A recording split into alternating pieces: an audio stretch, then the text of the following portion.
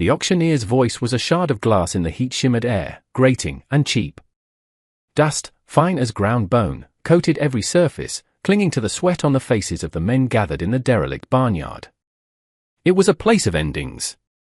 Elara stood at the back, a statue carved from shadow and grief, the black of her dress drinking the relentless sun. For 5 years, since the fever took David and the babe that followed him, her world had been this same oppressive silence, this same bleached-out landscape of loss.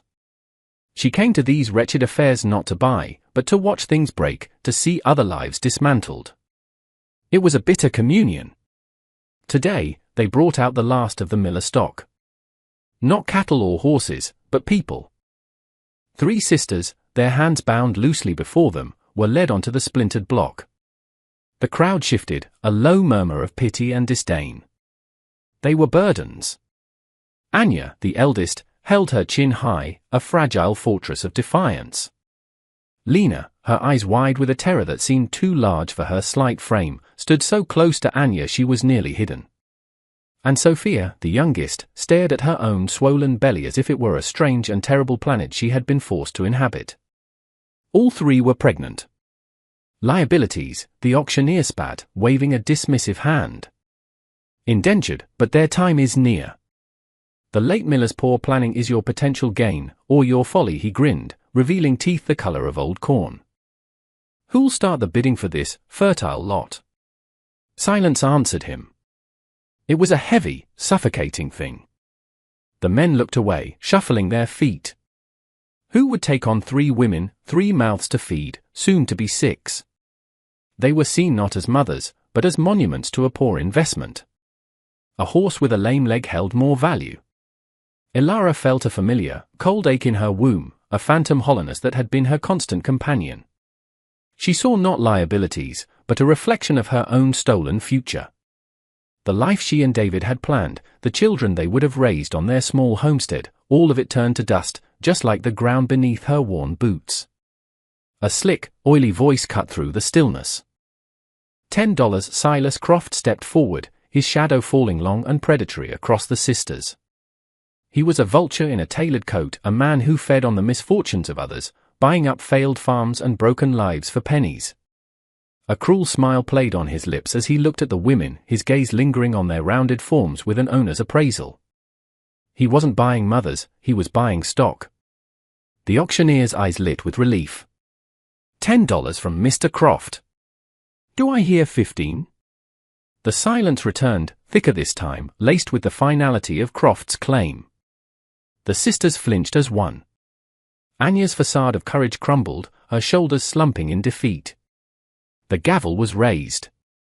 It hung in the air, a suspended moment of doom. In that sliver of time, Elara saw it all, Croft's leering triumph, the sisters' despair, the ghosts of her own lost family whispering in the wind. The silence in her heart, the one she had nurtured for 5 years, suddenly screamed. 20. The word was rust and disuse, torn from a throat that had forgotten how to speak with force. Every head turned. Elara stepped from the shadows, her form stark and unyielding. The sun caught the silver locket at her throat, the one holding David's likeness. Croft's smile curdled. He looked her up and down, dismissing her. The widow? What use do you have for them? His voice was a sneer. Elara's eyes, chips of flint, met his. 25. Croft's face flushed with anger. He would not be challenged by this ghost of a woman. 30-50, Elara said, the word ringing with the clarity of a bell. A gasp rippled through the crowd. It was a fortune for a woman alone, for land that barely produced. It was everything she had left. Croft stared, his greed warring with his pride.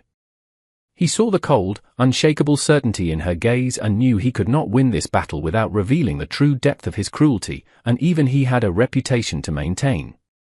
He spat on the ground. Let the madwoman have them.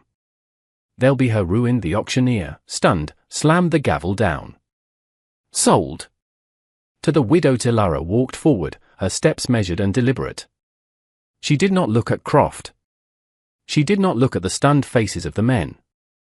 She looked only at the 3 sisters, whose eyes now held a new emotion, more fragile and more terrifying than fear, a sliver of hope. She paid the auctioneer with coin from a worn leather pouch, the metal heavy and real in her palm. Then, with a small, sharp knife she carried for mending harnesses, she walked to the block and, one by one, cut the ropes that bound their hands. The journey to the homestead was a pilgrimage through a world of baked earth and brittle light. The sun was a hammer, beating down on the four women as they walked. Ilara led the way, her stride long and purposeful, a stark contrast to the hesitant, shuffling steps of the sisters behind her. No words were spoken. The only sounds were the crunch of their boots on the parched ground and the whisper of the wind through skeletal sagebrush. The landscape was a mirror of Ilara's soul, vast, empty, and scarred by a relentless sun. To the sisters, it was a terrifying expanse, a world away from the shaded confines of the Miller farm. They clutched the meager bundles of their belongings, their gazes darting nervously across the horizon as if expecting some new horror to emerge from the shimmering heat. After 2 hours that felt like a lifetime, the homestead appeared, a low shape huddled against the vastness. It was a small, sturdy cabin of hewn logs, a testament to David's hands, flanked by a barn and a fenced-in corral. The place was impeccably clean, obsessively ordered, but it was a sterile tidiness.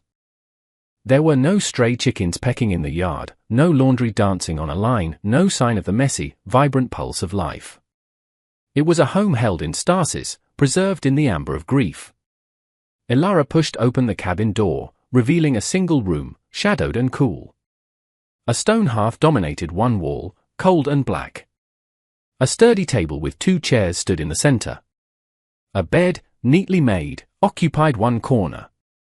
"There," she said, her voice flat, gesturing to a partitioned-off space behind a thick curtain.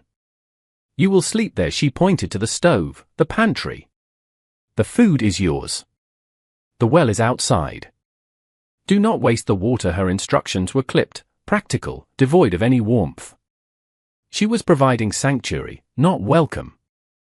The sisters huddled together in their designated corner, a small island of shared fear in the ocean of Ilara's solitude.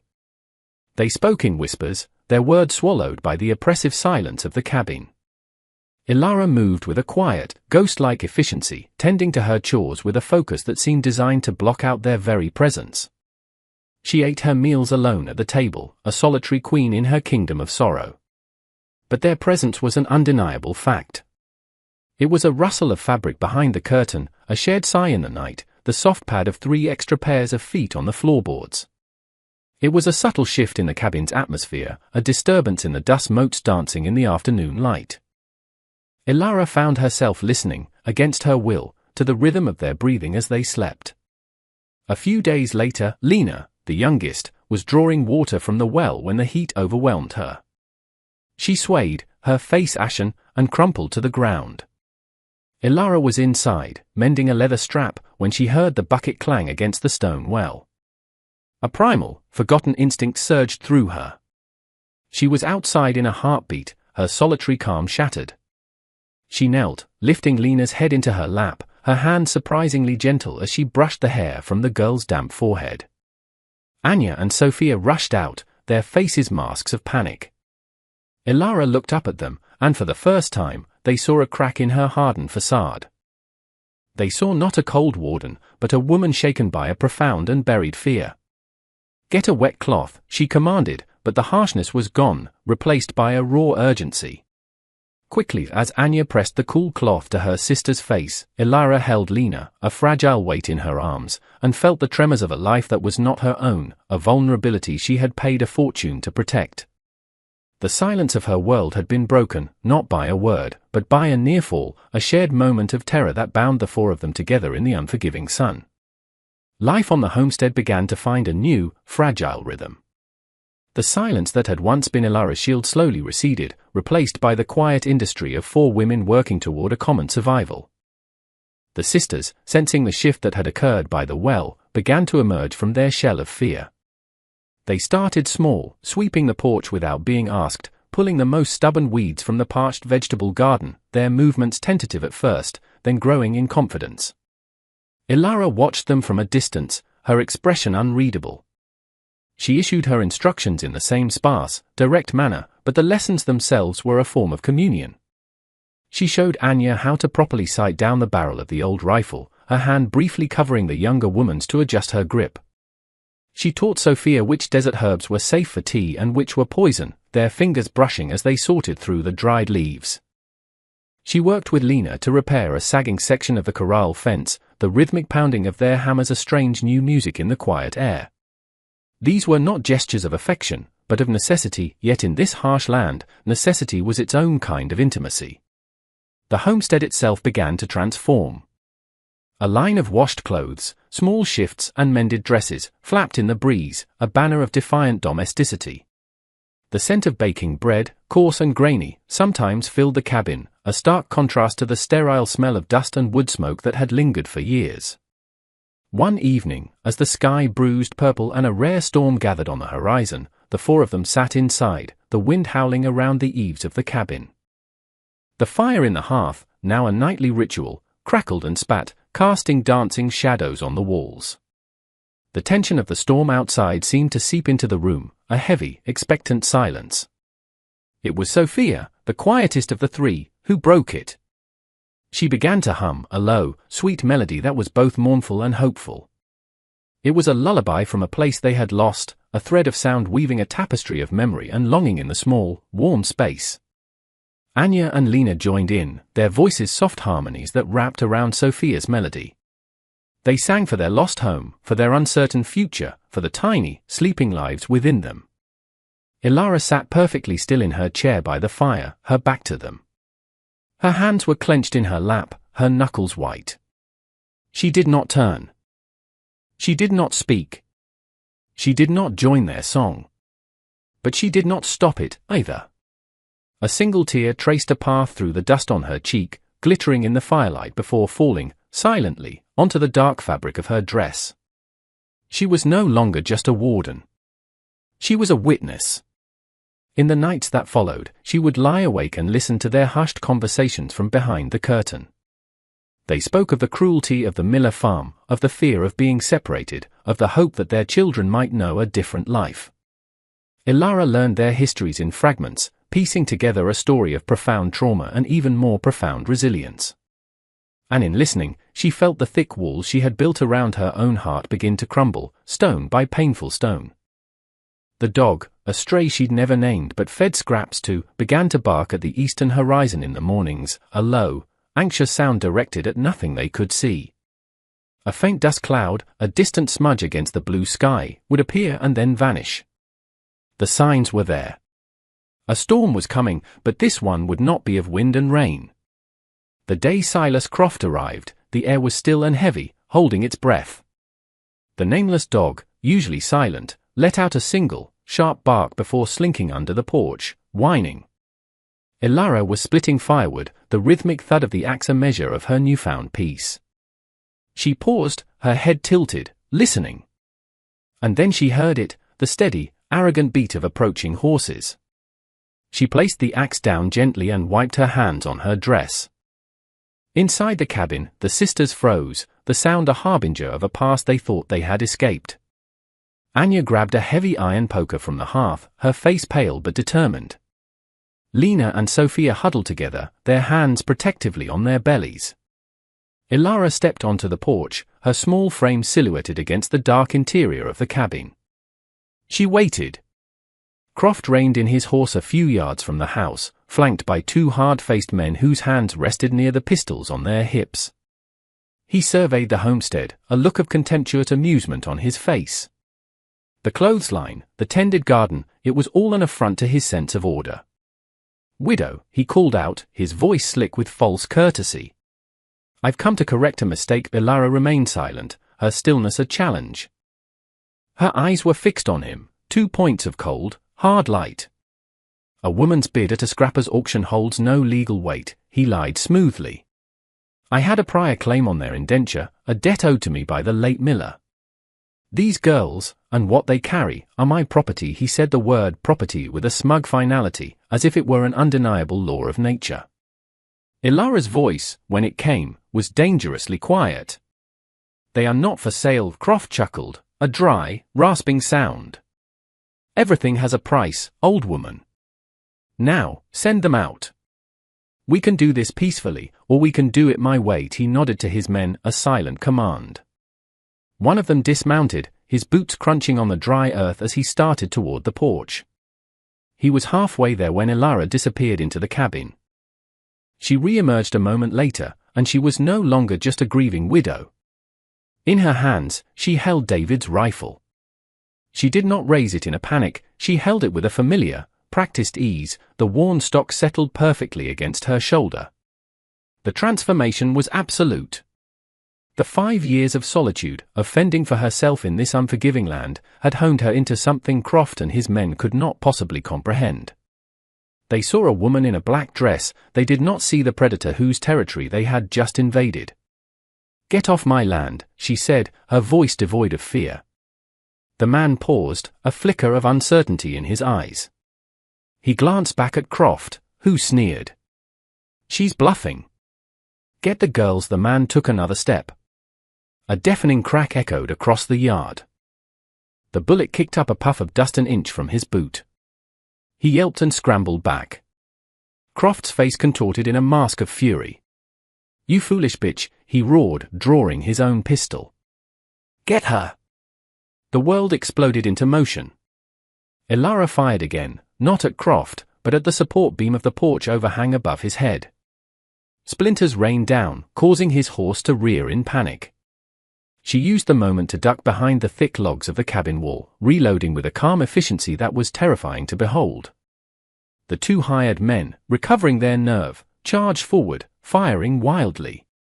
Bullets chewed at the wood around her. Inside, Anya wedged the heavy table against the door, creating a barricade. She, Lena, and Sophia crouched low, their world reduced to the sounds of gunfire and splintering wood, their shared terror a prayer for the woman outside. Elara was a ghost, using the angles of her own home as a weapon. She fired from a window, then from behind the stone well, her shots precise and purposeful. She wasn't trying to kill them, she was trying to break them. One man screamed as a bullet tore through the fleshy part of his arm. The other fell back as his pistol was shot from his hand, his fingers numb and stinging. Croft, his face a mess of rage and disbelief, finally charged the cabin himself. He burst onto the porch, intending to kick down the door. Elara met him there. She didn't fire. She swung the heavy rifle like a club, the steel barrel catching him across the jaw with a sickening crunch. He staggered back, spitting blood and a broken tooth, his eyes wide with shock. He had expected a victim. He had found a warrior. Defeated, bleeding, and utterly humiliated, he stumbled back to his horse. His men, one clutching a wounded arm, the other his throbbing hand, followed suit. Silas Croft looked back one last time at the woman standing on the porch, a silent, formidable guardian framed by the home she was defending. There was no triumph in her eyes, only a cold, hard promise. He wheeled his horse around and fled, his retreat leaving nothing but a cloud of dust and the ringing silence of victory. The echo of the last gunshot faded, leaving a silence more profound than any that had come before. The dust, stirred by the panicked retreat of Croft's horses, slowly settled back onto the earth, a golden veil in the late afternoon sun. Elara stood on the porch, the heavy rifle still warm in her hands. Her knuckles were bruised, a thin line of blood trickled from a cut on her temple, but her posture was unbroken. She watched the dust cloud of her enemies disappear over the horizon, ensuring they were truly gone. Slowly, the cabin door creaked open. Anya emerged first, her eyes wide, the iron poker still clutched in her hand. She saw Elara, saw the blood, and rushed forward. Lena and Sophia followed, their faces tear-streaked but etched with a new, fierce awe. Without a word, Anya took a clean cloth from her pocket and gently dabbed at the cut on Elara's temple. It was a simple, intimate gesture that spoke more than words ever could. It was an anointing. In that moment, the last wall between them crumbled into dust. Elara allowed the touch, her stiff shoulders relaxing for the first time. She looked from Anya's determined face to Lena's trembling relief to Sophia's quiet gratitude. She saw not her burdens, but her garrison. They had faced the storm together and held the line. That evening, they did not eat in shifts or in silence. They sat together at the table, the four of them, the empty chair that had long been a shrine to David's memory now simply a part of their circle. The meal was meager, but it felt like a feast. The home was no longer a tomb of memory, it was a fortress, consecrated by their shared courage. Life resumed, but it was irrevocably changed. The quiet purpose of their work was now laced with a thread of joy. They were no longer just surviving, they were building. The first snows of winter came, blanketing the harsh land in a soft, forgiving white. And with the changing of the seasons came new life. Lena was the first. A boy, with a thatch of dark hair and a surprisingly loud cry that filled the small cabin with a sound it had not known in years. Then came Anya's daughter, small and quiet, with her mother's watchful eyes. Finally, Sophia gave birth to a son as the first spring thaw began to melt the snow. The cabin, once a vessel of silence and grief, now overflowed with the chaotic, beautiful music of life. The cries, the gurgles, the soft lullabies sung by three new mothers became the homestead's heartbeat. Ilara became the axis around which this new world turned. She was no longer a ghost haunting the edges of her own life. She was a matriarch. She held the babies with a tenderness that surprised even herself, the ache in her arms finally filled. She taught the sisters how to swaddle, how to soothe, how to see the future in a tiny, sleeping face. The grief for what she had lost did not vanish, but it was no longer an all-consuming void. It had become a part of a larger story, a foundational stone upon which this new, unexpected family was built.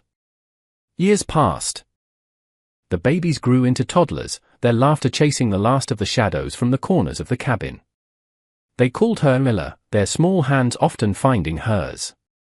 One sun-drenched afternoon, Ilara sat on the porch step, carving a small wooden bird, her knife moving with practiced skill. David had taught her how, long ago. For years, the hobby had been a painful reminder. Now, it was a legacy to be passed on. She watched as Anya, Lena, and Sophia played with their children in the yard, their silhouettes dark against the brilliant orange of the setting sun. Her son, Lena's boy, ran to her, his face bright with some new discovery. She smiled, a true, unburdened smile that reached her flinty eyes and softened them. The homestead was no longer empty. The land was no longer a barren testament to her loss. It was a garden, stubbornly and beautifully cultivated, teeming with the life she had bought, protected, and nurtured. She had gone to the auction seeking an echo of her own brokenness, but had found, instead, the seeds of her own salvation.